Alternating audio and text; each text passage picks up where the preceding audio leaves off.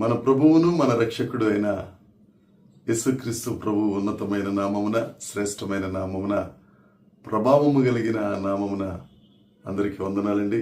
దేవునికి స్తోత్రాలు. కీడును ఆశీర్వాదంగా మార్చే దేవుడు, దుఃఖమును ఆనందంగా మార్చే దేవుడు, మనల్ని ప్రేమించి మరొక నూతన దినములోనికి మనల్ని ప్రవేశపెట్టి సజీవులుగా ఉంచి కాపాడుతున్న దేవునికి సమస్త మహిమ, ఘనత, ప్రభావములు కలుగునుగాక. ఆ గొప్ప దేవుడు ఈ నూతన దినములో మనందరికీ ఇచ్చిన దేవుని యొక్క వాగ్దానము, కృపావార్త. ఆదికాండము 50వ అధ్యాయము 20వ వచనం. మీరు నాకు కీడు చేయనుద్దేశించితిరి గాని నేటి దినమున జరుగుచున్నట్లు అనగా బహు ప్రజలను బ్రతికించున్నట్లుగా అది మేలుకే దేవుడు ఉద్దేశించెను. దేవునికి స్తోత్రం కలుగునుగాక, దేవునికి మహిమ కలుగునుగాక.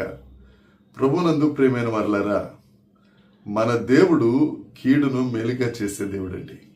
ఎంతో మంచి దేవుడు.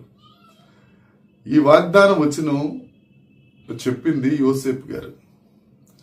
ఒక వ్యక్తి వెనుక దేవుడు ఎంతగా పనిచేస్తాడు, ఒక వ్యక్తిని ఆశీర్వదించడానికి, తన యందు భయభక్తులు కలిగిన వారిని, తన ఎడల విధేయత చూపించే వారిని, తను ప్రేమిస్తున్న ప్రజలను దేవుడు ఎంత ఉన్నతమైన స్థానంలోనికి తీసుకెళ్తారో యోసేపు జీవితంలో మనం స్పష్టంగా చూడగలం. ఒక వ్యక్తి బాధపడతా ఉంటే దేవుని యందు భయభక్తులు కలిగి వారి వెనుక దేవుడు ఎంతో కష్టపడతా ఉంటాడు. ఎర్ర సముద్రం దగ్గరికి ఇశ్రాయేలీలు వచ్చినప్పుడు రాత్రంతా దేవుడు తూర్పు గాలిని విసరజేసి వారి ఎదురుగా ఉన్న ఎర్ర సముద్రము అనే శ్రమను తొలగించి ఆరిన నేలలో వారు నడిచి ఎర్ర సముద్రాన్ని దాటి అవతలకి వెళ్ళిపోయారు. ఇది సత్యం. మనం విశ్రమిస్తాం. దేవుడు ఆయన చేయవలసింది ఆయన చేసి కునుకక నిద్రపోక కాపాడే దేవుడు మన దేవుడు.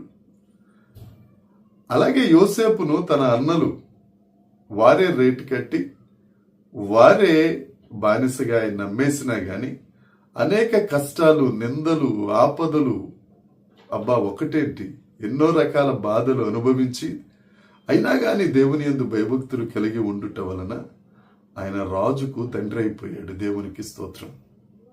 అయితే ఒకనొక దినాన్న వారు యోసేపు దగ్గరికి వచ్చారు, తండ్రిని తీసుకొచ్చారు. వారు గోషేను ప్రాంతంలో బ్రతుకుతా ఉన్నారు. తండ్రి చనిపోయిన తరువాత వారికి ఒక భయం పట్టుకుంది. ఇన్నాళ్ళు తండ్రి ఉన్నాడు కాబట్టి యోసేపు మనల్ని అందరినీ చాలా బాగా చూశాడు, ప్రేమగా చూశాడు, ఏ ఇబ్బంది లేకుండా కాపాడాడు.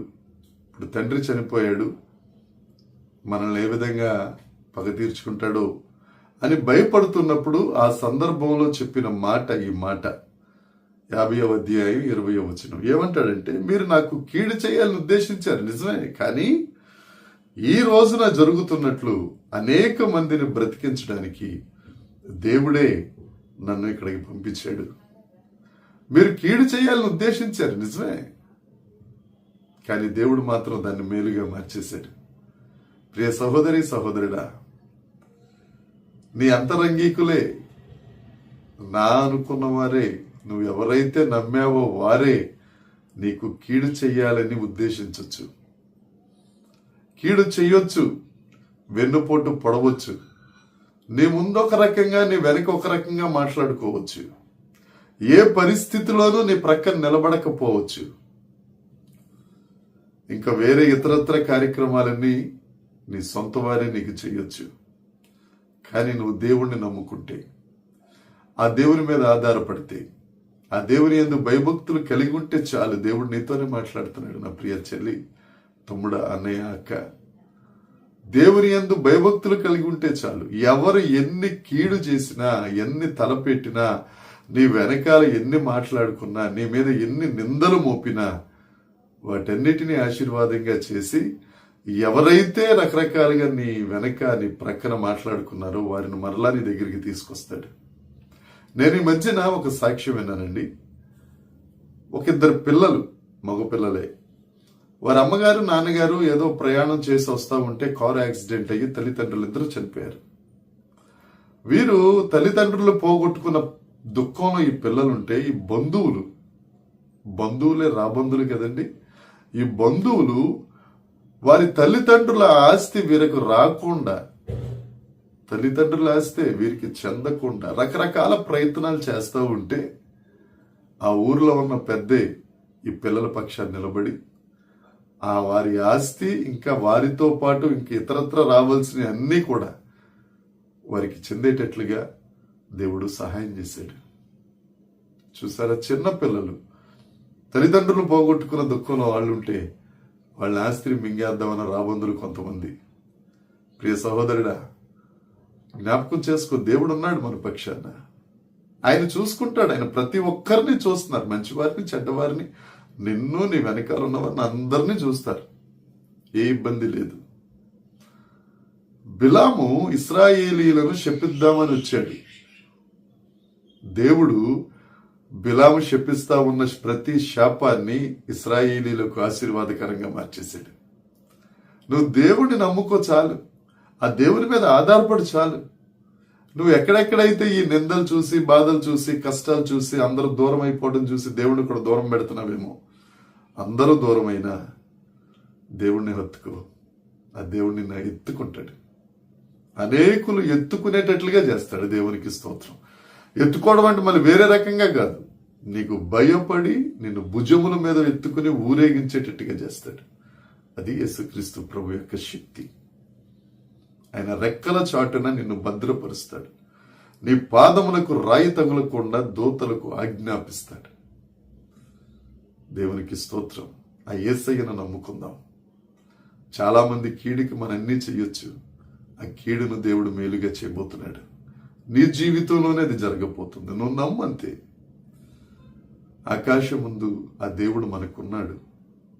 ఓరక నిలబడి చూస్తే చాలు, జరగవలసినవన్నీ జరిగి నీకొక మేలును, ఆశీర్వాదమును, దీవెను దేవుడు నీ కొరకు చేయబోతున్నారు.